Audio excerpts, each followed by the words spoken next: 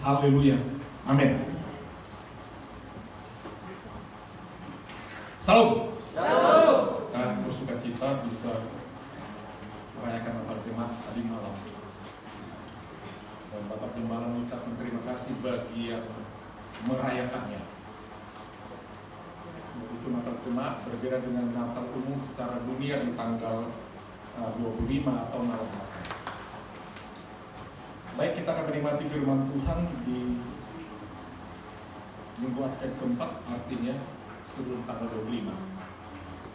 Advent artinya persiapan. Itu artinya persiapan. Kalau ibu-ibu mau melahirkan, ada persiapannya. Ada persiapannya dan itu sangat merepotkan. Demikian juga menanti kelahiran juru selamat, ada persiapan setelah. Ada proses-proses yang dikerjakan. Baik, kita akan menikmati firman Tuhan di minggu keempat Advent ini atau persiapan kedatangan Tuhan. Dari kitab Roma pasal 1 ayat 1 sampai 7.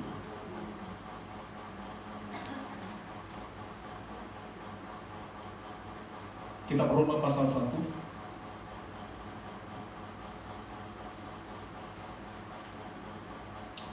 ayat 1 sampai yang ke-7. Mari Bapak Ibu Saudara yang saya kasihi, kita bangkit berdiri. Kita akan baca bergantian. Demikian bunyi firman Tuhan dari Paulus, hamba Kristus Yesus yang dipanggil menjadi rasul dan dikuduskan untuk memberitakan Injil Allah.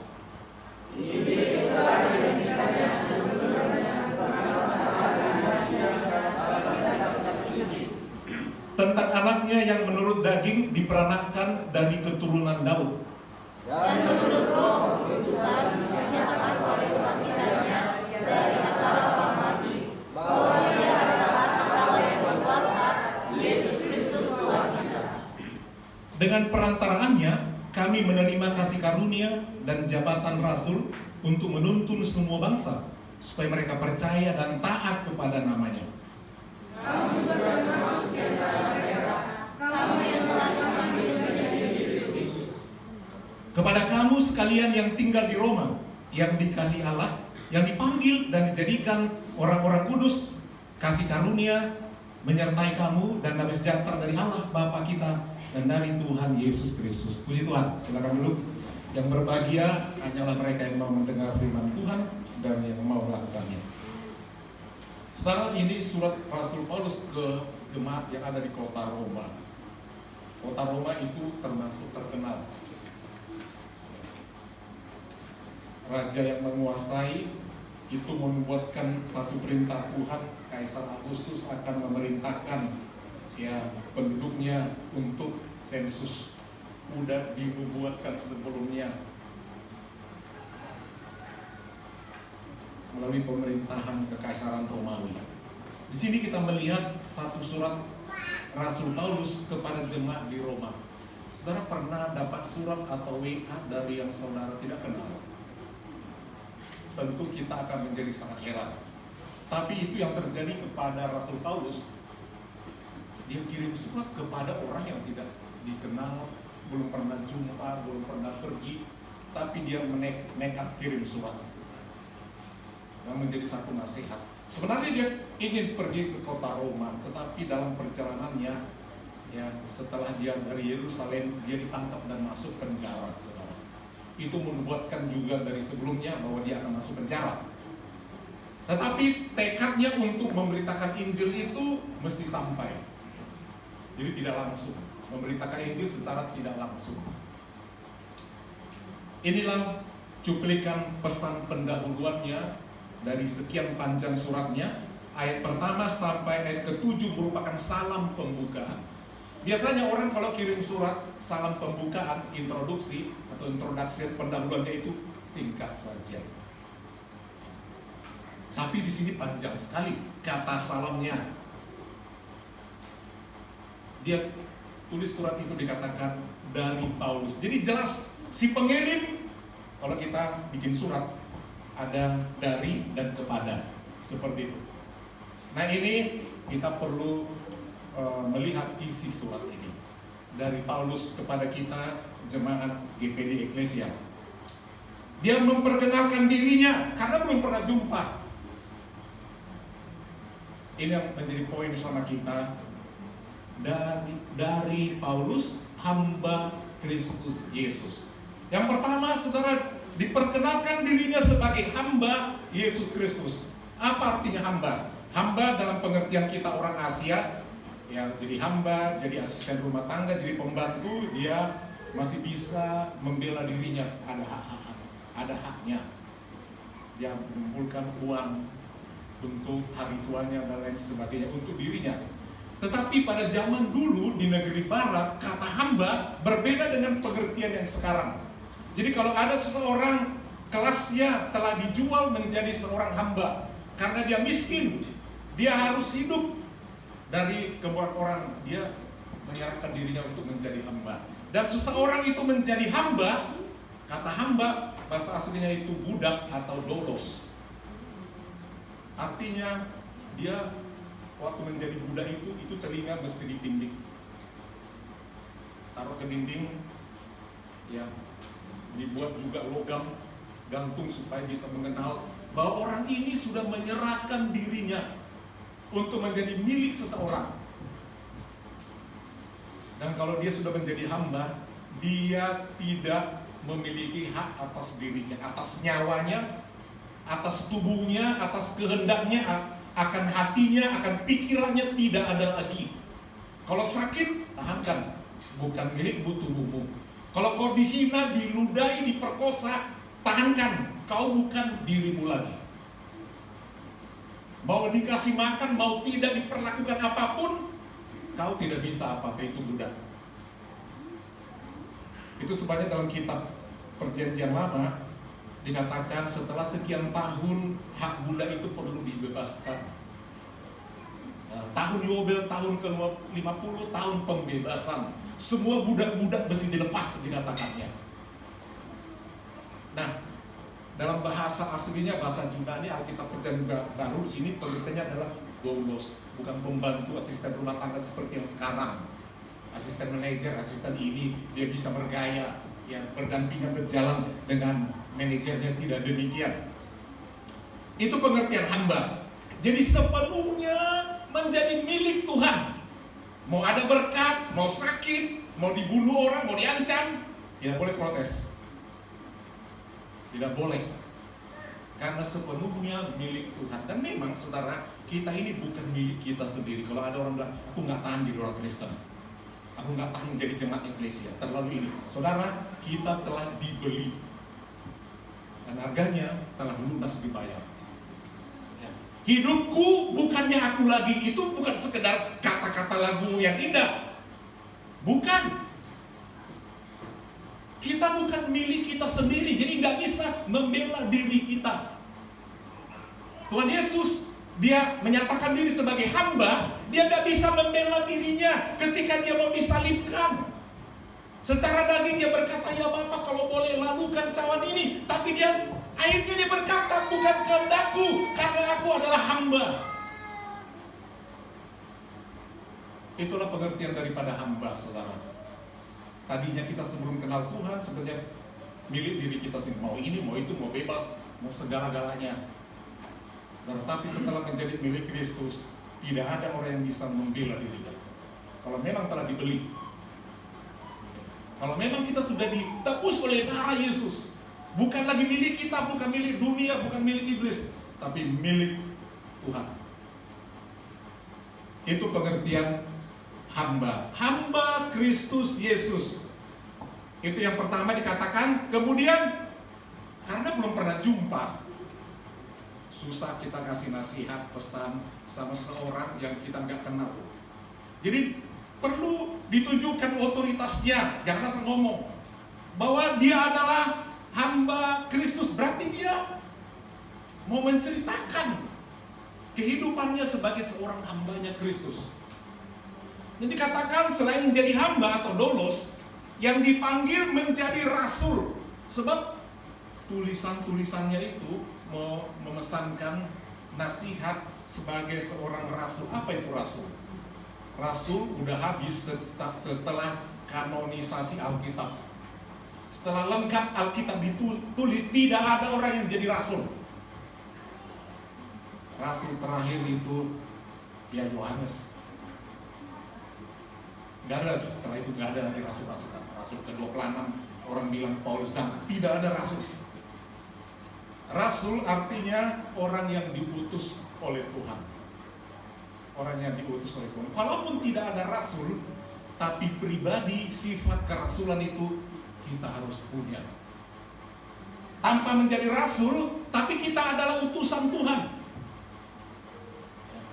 Secara resmi kita tidak bisa lagi disebut rasul, tapi kepribadian sifat rasul sebagai utusan Tuhan itu mesti ada dalam diri kita. Dipanggil menjadi rasul dan dikuduskan.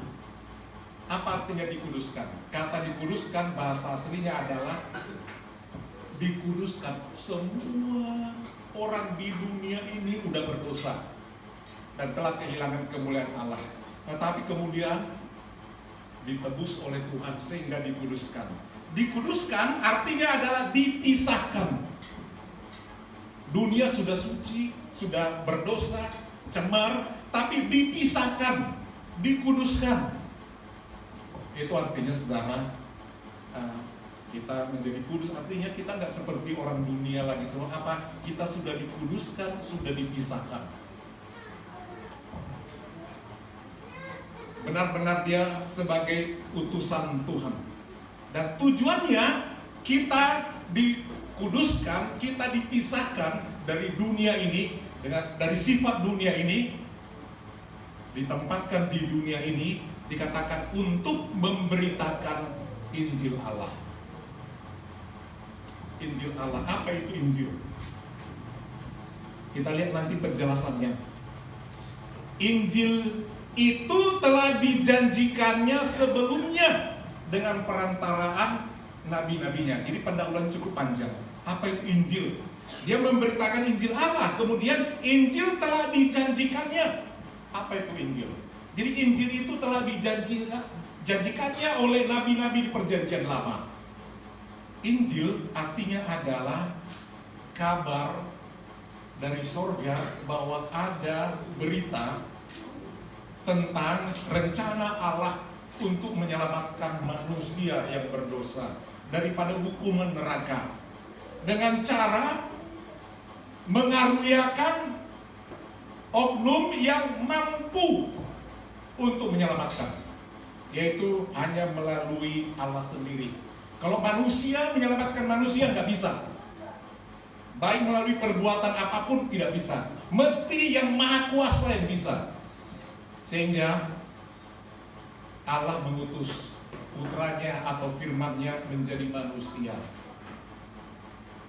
dan dia datang memberitakan firman itu. Kemudian dia harus korbankan anaknya.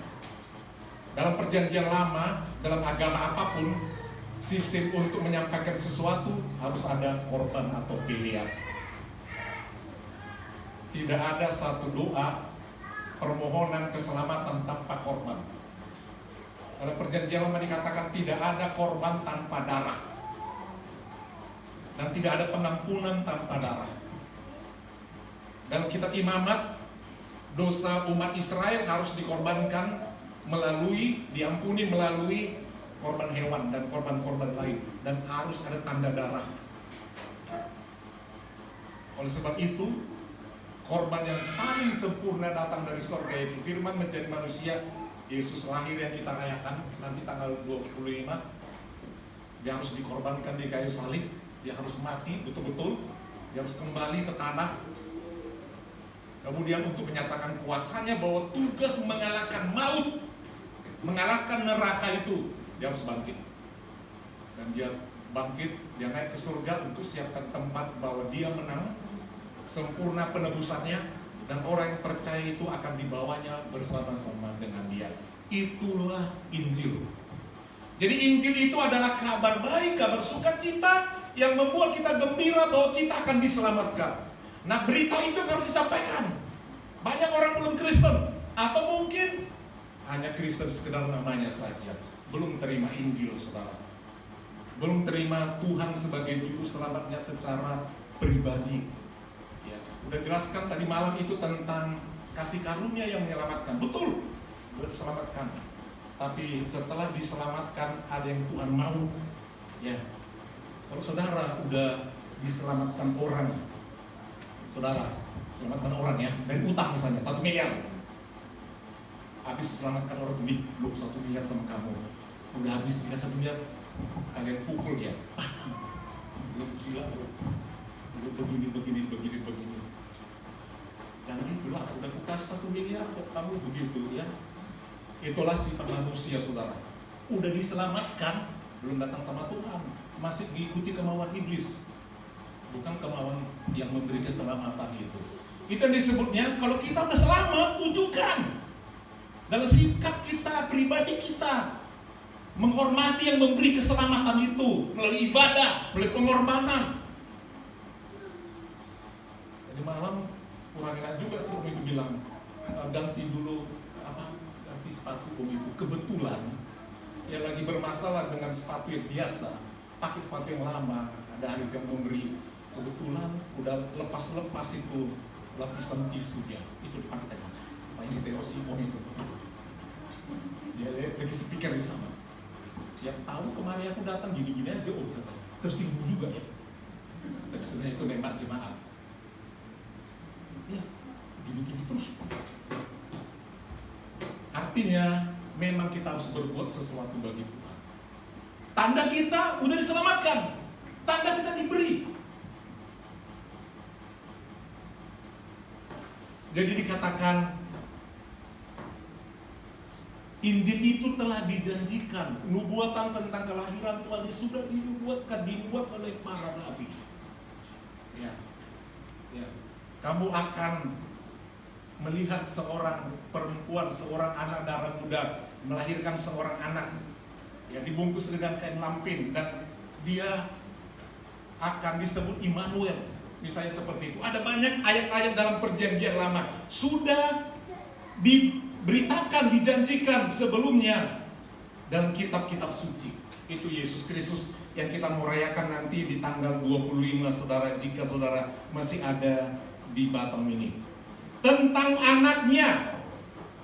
Jadi Injil itu tentang siapa? Beritanya Injil, kalau saudara khotbah, jangan cerita di luar Yesus. Jangan cerita tentang dirimu hebat. Banyak kali orang khotbah tentang ilmu pengetahuan, tentang filsafat, tentang sosial, tentang membantu. Itu bukan Injil. Karena di luar Kristen orang lakukan itu. Tentang mengubah sifat orang, bukan.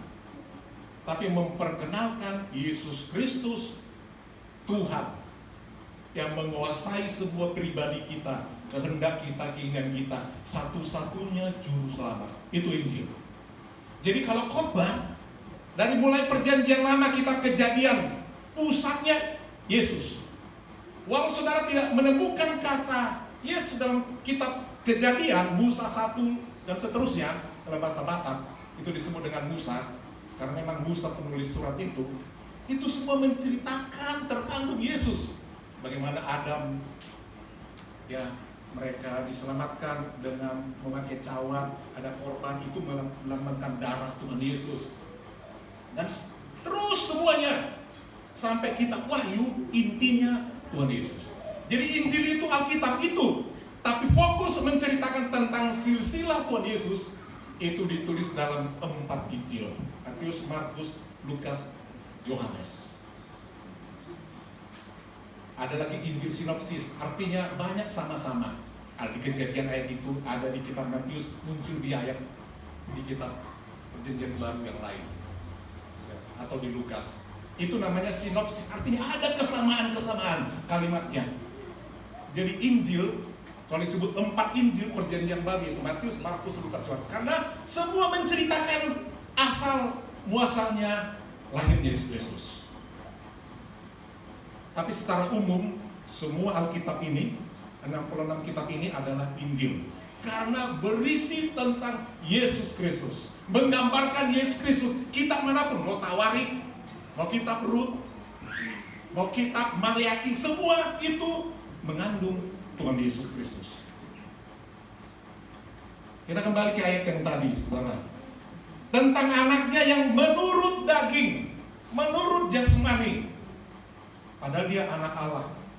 Bukan berarti anak Allah Tuhan itu beranak, punya suami, punya istri seperti pemahaman orang yang menghina kekristenan. Saudara, Allah yang Esa itu dia punya suara, dia punya firman. Sama seperti saya punya suara. Saya juga punya roh. Saya punya pikiran, kehendak, tapi saudara melihat hanya satu, ini orangnya. Satu. Ketika Allah itu berfirman, berkata-kata, keluarlah kata-kata itu. Dan kata-kata itu menjadi manusia. Itu ajaibnya. Kata-kata saya tidak pernah menjadi manusia, sebab saya bukan Allah, saya manusia. Tapi dalam diri saya ada suara. Nah, kedagingannya tentang anaknya yang menurut daging, ya, secara manusia diperanakkan dari keturunan Daud, bukan dari keturunan lain. Itu sebenarnya dalam lagu-lagu Natal kita, Kristus anak Daud. Daud sekian ribu tahun lalu hidup. Kenapa dikatakan anak Daud? Artinya dari keturunannya. Sampai ada orang mau sembuh dari kusta, Yesus anak Daud. Sejak kapan? Daud aja, Raja David itu ribuan tahun sebelumnya udah lewat. Kristus anak Daud. Kenapa dikatakan? Daud menggambarkan pribadi daripada Yesus Kristus sebagai Raja. Jadi Tuhan Yesus itu 100% manusia karena dia menjelma menjadi manusia. Suka-suka dia. Kalau orang bilang orang Kristen menyembah manusia, dia nggak tahu sejarahnya manusia yang disembah itu adalah Allah yang menjadi manusia, bukan manusia yang kita sembah menjadi Allah. Kalau mereka bilang kan mereka menyembah manusia, salah besar. Kita tidak menyembah manusia, kita menyembah Allah yang menjadi manusia. Kemudian dia ditinggalkan kemanusiaannya, kembali menjadi Allah. Dan sekarang kita tidak menyembah manusia, kita menyembah Yesus Kristus, Tuhan dan Juru Selamat. Amin Bapak Ibu. Amin. Kita menyembah firman yang menjadi manusia, seperti lagu Natal kita, firman jadi manusia yang diantara kita. Tentang anaknya yang menurut daging diperanakan dari keturunan Daud, dan menurut roh kekudusan. Jadi dia punya roh yang lahir dari Roh Kudus, dinyatakan oleh kebangkitannya. Karena dia adalah Allah yang roh, dikatakan dia bangkit dari antara orang mati, bahwa ia adalah anak Allah yang berkuasa, Yesus Kristus Tuhan kita. Saudara, dari ayat-ayat tadi, ayat pertama sampai ayat ke-7, ada 3 kata yang mengatakan dipanggil. Jadi tema kita di Advent keempat ini, hari terakhir, hari Minggu biasa, saudara, ya, topiknya adalah bagaimana kita menyambut kedatangan Tuhan, merespon Natal itu, kedatangan Tuhan. Saya bukan Natal lagi yang kita tunggu, kedatangan Tuhan yang kedua kali di awal-awal. Sebab Natal itu udah 2000-an tahun yang lalu. Sekarang 2022, jadi lebih 2022 tahun yang lalu kira-kira, seperti itu Natal yang sesungguhnya. Dan Natal itu hanya dihadiri pertama kali adalah orang pertama melihat persatuan ya Yusuf Maria saja, tanpa ada pernak-pernik macam-macam. Beberapa hari kemudian baru datang para gembala. Beberapa tahun kemudian orang Majus baru datang. So, mereka bukan di kandang domba lagi, udah di rumah. Bayi Yesus sudah besar, mungkin sudah kira-kira 2 tahun. Sebab apa? Ketika Kaisar perintahkan bunuh semua anak 2 tahun ke bawah, berarti 2 tahun setelah Yesus lahir baru datang orang Majus. Jadi Tuhan Yesus mungkin udah bisa berjalan kalau anak bayi 2 tahun. Udah bisa dia menerima emas itu. Makasih Om ya, bawa emas. Kasih tante. Belum tentu yang datang cuma 3 raja, mungkin bawa istrinya, pembantunya banyak. Ada sekian tahun berjalan untuk membawa emas, kemenyan dan burung. Seperti saudara, mungkin juga Tuhan Yesus memberkati semua orang yang datang karena mereka membawa persembahan yang indah, saudara. Jadi saudara, ada 3 kata katakan dipanggil. Kita orang Kristen dipanggil keluar dari dunia ini untuk menjadi masuk ke kerajaan Allah yang di sorga. Dipanggil. Kata dipanggil berarti kita harus nyambut. Kita dipanggil untuk datang menyambut Dia. Jadi bagaimana kita menyambut kedatangan Tuhan? Bagaimana kita mau menyambut Natal? Bagaimana kita menyambut Tuhan nanti ketika datang di awan-awan untuk bisa kita dibawa ke surga? Saudara akan dibawa nanti? Halo? Saudara akan dibawa bersama dengan Tuhan? Kalau nggak percaya nggak usah tinggal aja. Kalau saudara nggak mau, kemarin dijelaskan itu tentang pentingnya iman. Iman saudara. Pertama, ayat yang pertama dikatakan, ayat yang pertama dari Paulus, dipanggil menjadi rasul dan dikuduskan. Itu yang pertama. Jadi Rasul Paulus dipanggil menjadi rasul dan dikuduskan. Jadi Rasul Paulus dipanggil. Selanjutnya adalah ayatnya yang ke-6. Ayat yang ke-6 dikatakan demikian, kamu juga termasuk di antara mereka, kamu yang telah dipanggil. Saudara udah merasa dipanggil Tuhan menjadi orang Kristen? Itu menjadi orang percaya? Itu karena Tuhan yang manggil lu. Kita menjadi Kristen walaupun kita dilahirkan oleh orang-orang yang sudah Kristen, tapi kalau menjadi secara pribadi yang dijelaskan kemarin, lahir baru. Pertama saudara lahir dari rahim ibu. Tapi untuk menjadi anggota kerajaan sorga kita harus lahir baru, reborn again. Dan kalau belum lahir baru, belum diperbaharui, ya masih hidup dalam dunia yang lama. Karena belum dilahirkan kembali. Ketika kita lahir secara daging dari rahim orang tua, kita bawa semua sifat jahat dari orang tua. Orang tua mungkin cuma mabuk, kita ikut mabuk, dan lain sebagainya. Karena lahir dari orang tua, ya, dari amang parsinuan. Karena seperti itu, dari ibu yang menyusui kita. Jadi sifat itu turun sama kita. Tapi kalau lahir kembali dari roh, dari air dan roh, kita harus berubah.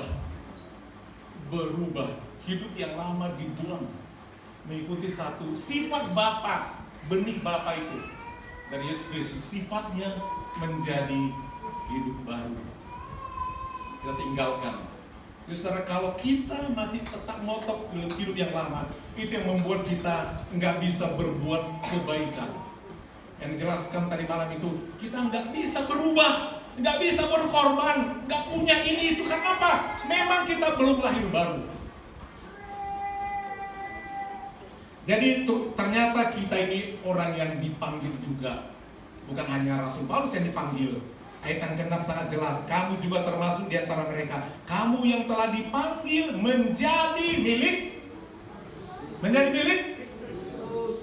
Jadi bukan milik diri sendiri lagi. Suka-suka kita, aku mau melawan lah, aku gak mau diingatkan, aku gak bisa lepas dari ini. Pokoknya nomor satu adalah keluargaku, Tuhan itu. Enggak, aku belum bisa. Jadilah seperti itu. Untuk mengikut Kristus dalam kerajaannya, kita harus menyesuaikan dengan sifat-sifatnya. Kalau saudara belum siap masuk ke sana, ya nggak bisa, karena di sana ada aturannya. Di dunia ini dalam pergaulan ada aturannya. Lo nggak jantan kalau nggak minum, kalau nggak juga sabu-sabu lo nggak. Itu dunia, memang itu dunia. Tapi untuk ke sana ada aturannya. Men. Amin. Ada aturannya. Kalau saudara masih kepingin marisan bisa nggak ada pula. Ini kan ada aturannya kan. Jadi sesuaikan dari sekarang.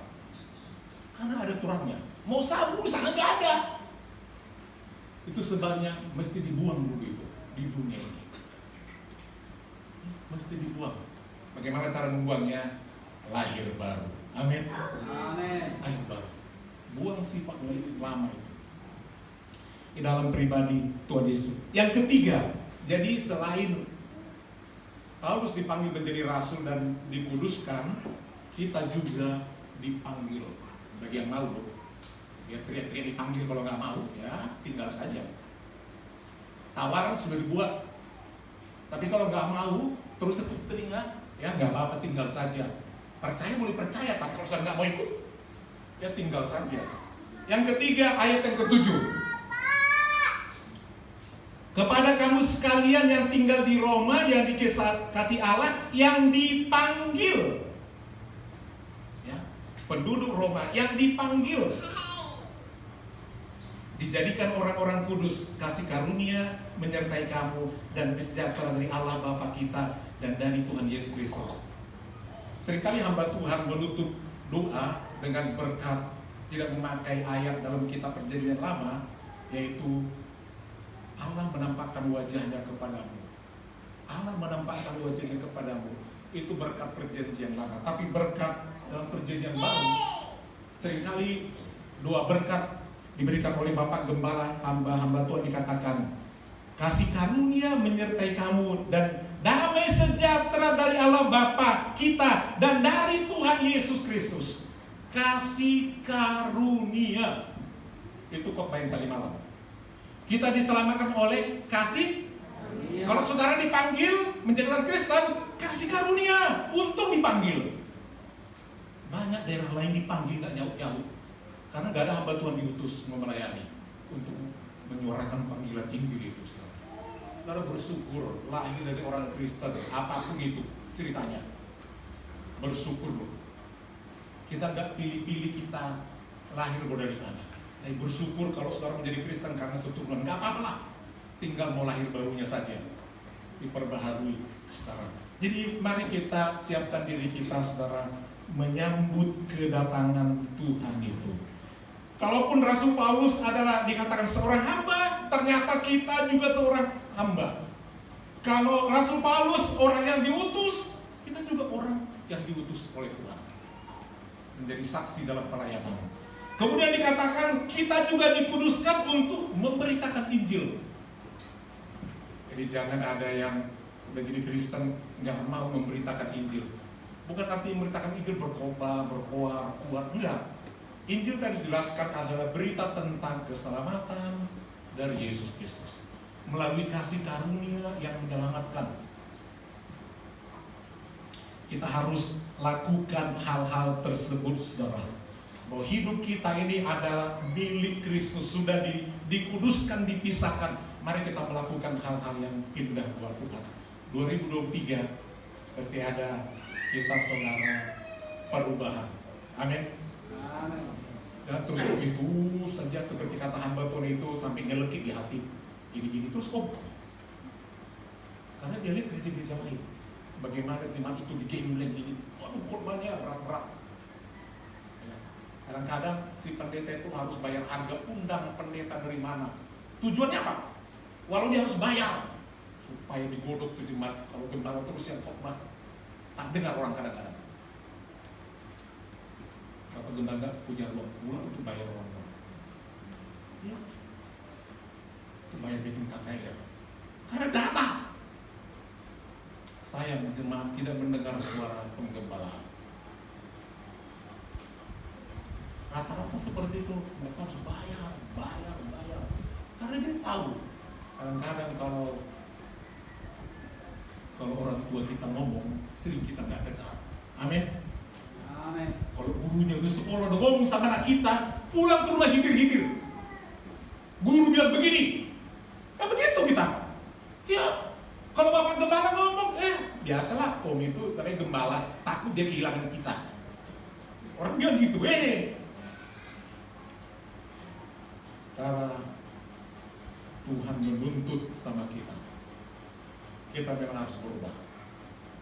Kalau kita mau maju, ya, minggu lalu kita dengar firman Tuhan bahwa kalau sesuatu apapun kalau mau maju, mesti disiplin. Amin Bapak Ibu. Amin. Tahun depan jangan lagi ada yang terlambat kalau ke gereja. Bukan karena jauhnya. Kalau saudara ke pesta terlambat, pasti tuh takut. Warga pesta. Ke bioskop mau terlambat. Ke bioskop ada sih mau terlambat bioskop. Datang artis seksi mau terlambat. Kalau boleh salam dia. Artis dunia foto-foto. Oh di sini mau dekat sama takut, boro-boro mau foto. Saudara, jangan ada yang suka terlambat gereja, apalagi yang mau melayani itu ya. Siapkan, kalau perlu berlutut seperti zaman dulu kita berlutut sungguh ibadah itu. Sekarang kita di samping, kita kebetulan belum ada di situ bagas parku bason, belum ada. Jelek minta ampun. Saudara bisa punya rumah bagus, kalau rumah Tuhan jelek, itu perlu Tuhan pertanyakan. Jadi memang kita harus berubah. Injil harus kita beritakan dan mengubah hidup kita. Saudara, gereja masuk ke Tanah Batak, salah satu organisasi yang terbesar di Asia Tenggara, itu di Tanah Batak berdiri. Hadirnya gereja itu tanggal 7 Oktober 1861. Saudara sudah tahu gereja itu. 7 Oktober 1861. Gereja Batak terbesar di Asia Tenggara. Sampai sekarang. Jadi pertanyaan, apakah Injil mendominasi? Untuk menghitungnya, apakah kita masih lebih takut sama Injil, takut kepada Tuhan daripada takut kepada adat? Ini perbandingannya. Kalau kita pesta mengadati, kalau sebagai tulang, sebagai ini, sebagai itu, hula-hula, suhud, Natanyari lah, apalah katanya, saudara takut tidak hadir. Dan orang yang nggak pernah muncul demi pesta itu, demi adat itu muncul. Kalau dia di kampung, dia harus ada dipanggil, diongkosi. Semua datang. Itu hebatnya adat. Tapi kalau pas ke gereja, mau acara Natal pun nggak ada, Minggu nggak ada. Memang, saudara, orang lebih takut sama adat. Takut Tuhan mana? Terlambat ke. Kalau mau ke pesta adat itu, wah kita takut tinggalan. Mana ini urus yang cocok? Bapak Gembala kalau sudah punya cucu, urusnya pun lain juga. Urus bagi orang yang punya cucu, nggak boleh ketukar. Itulah adat. Oh mesti pakai ini. Oh kita mesti motong ini. Korban habis-habisan. Mau Natal sama kita. Janji iman, berapa? Tapi kalau si mati, aku harus kasih sekian juta. Dan semua ramai. Ya, semua. Mau mana hari pun semua tutup. Giliran di sini. Lalu laki-laki untuk tampil di sini main drama, padahal bukan Natalnya ibu-ibu. Tapi hanya ibu-ibu tampil. Ini perlu kita ini punya hati buat Tuhan. Amin Bapak Ibu. Amin. Jujur, kita lebih takut sama adat. Kita lihat contoh yang kedua. Kalau orang mati, orang penting yang mati, udah berusia, ya sudah semua lepas, anak cucu semua sudah menikah. Di acara itu, entah siapapun itu, yang nggak pernah muncul di situ. Dan kalau boleh semua ngomong. Salah satu hal yang membosankan adalah ketika mengumbu orang boli dan kehidupan Bapak Gembala ya. Karena semua akan ngomong. Kalau boleh semua ngomong. Oma, oh iya, aku dulu. Wah semua. Habis waktu satu hari. Dari pagi sampai mau malam. Orang semua. Lihat kebaktian. Di pemakaman, penguburan yang gak pernah orang datang. Ya datang orang ke gereja. Mana? Halo, benar kan? Benar kan? Kita belum terima Injil, baru terima adat. Kita baru terima adat. Nomor 1, Injil belum. Yang namanya kita Kristen. Bayangkan 1861 Injil sudah sampai. Tapi lebih besar adat. Lebih besar adat daripada Kristus. Lihat. Mari kita bangkit. Jangan bangga telah menjadi Kristen.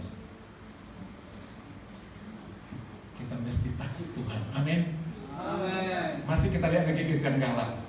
Ini mungkin nggak semua ya. Satu kali menghadap peti mati, ada orang meninggal. Ini tentang si Pelebigu. Ambil dulu garam. Apa ini? Taburkan di sekeliling mayat. Ditanya, kenapa dibikin garam? Apa mau jadi ikan asin? Lalu, kenapa? Rupanya ditanya sama mereka, biar rohnya gak gentayangan. Mana Injil itu kalau begitu? Mana keselamatan itu? Begunya nanti datang katanya. Udah lilu nih orang Kristen kayak gini, udah lilu. Itulah namanya aja Kristen. Tak heran ada satu lagu katakan, Kristena HP. Itulah, untung gak ada lagu kita seperti itu. Untung, jangan diterjemahkan itu. Gak perlu kita sadur yang begitu.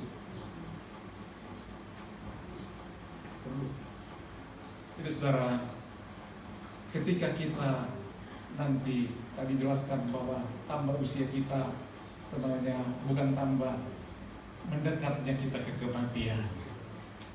Amin apa amin? Tambah usia itu tambah mendekat ke sana. Jadi persiapkan diri saudara. Yang kebiasaan kita tidak merminggu amanginan. Pemuda remaja. Amin. Amin. Ya, seperti itu. Merminggu. Jangan terlambat. Jadikan gereja lebih besar daripada adat. Untuk gereja kita nggak ada berbau adat ditulis. Nggak ada di situ. Karena kita ini mayoritas ya orang Batak. Untung nggak ada tulisan Batak sih. Jadi nggak kita tekankan itu.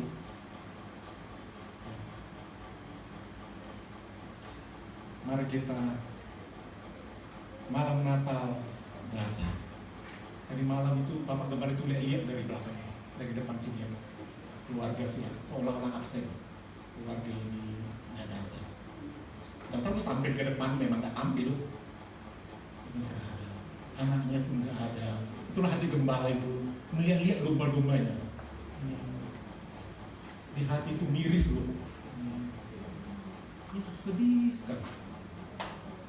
Orang bilang firman Tuhan kata kalau ada domba yang hilang itu dicari. Memang Bapak Gembala cari-cari.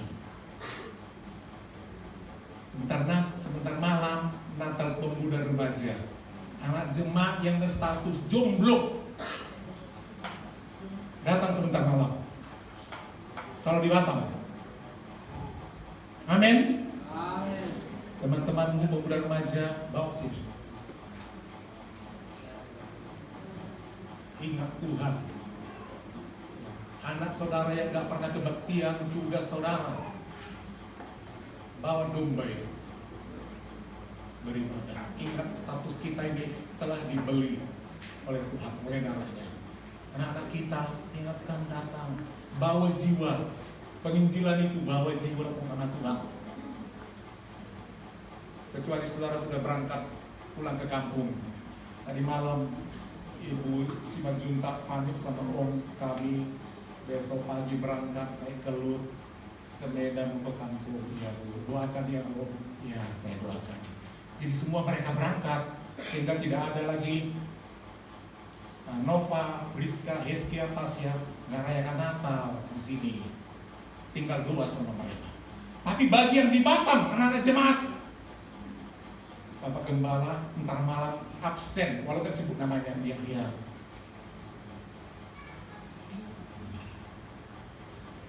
Semua datang. Bukan berarti nggak boleh datang mama papa. Datang mama papa, lihat burung. Bereng burung, bereng anakmu. Amin. Amin. Kalau orang tua, dukung anak-anak kita, penerus gereja, penerus bangsa. Kita lihat, walaupun datang pemuda remaja, orang tua perlu juga intip-intip lihat. Itu buruku melayani, itu anakku main ini. Itulah indahnya jadi orang Kristen. Saling mendukung, saling memberkati. Mari saudara, kita bangkit berdiri.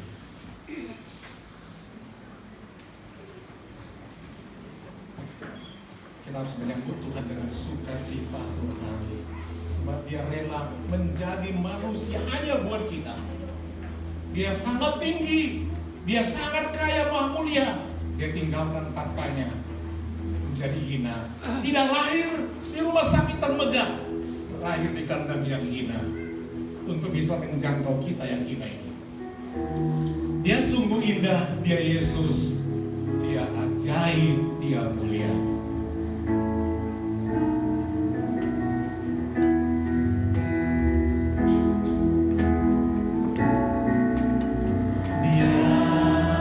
Sungguh indah, Dia Yesus,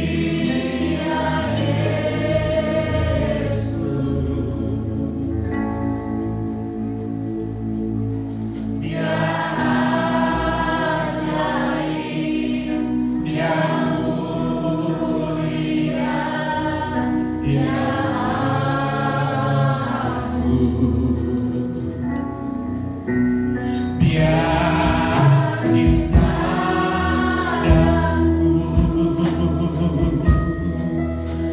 dan beriku,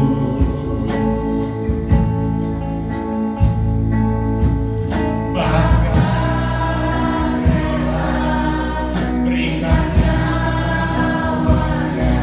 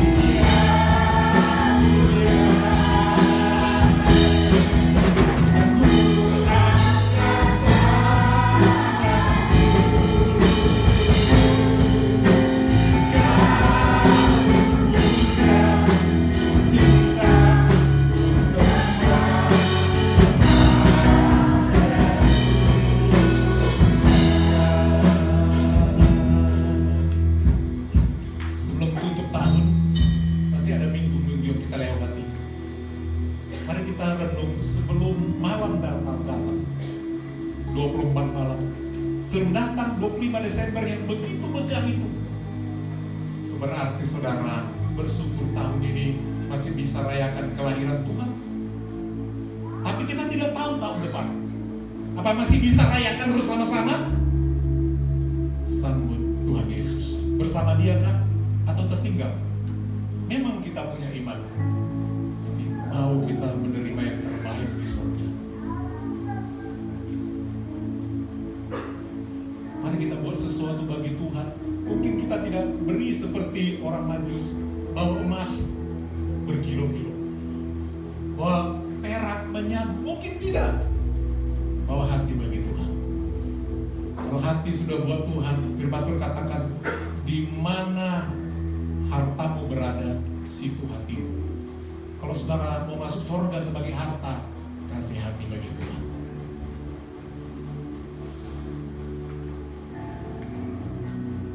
kasih Kristus, Bapak pastor itu tampil ke depan doa.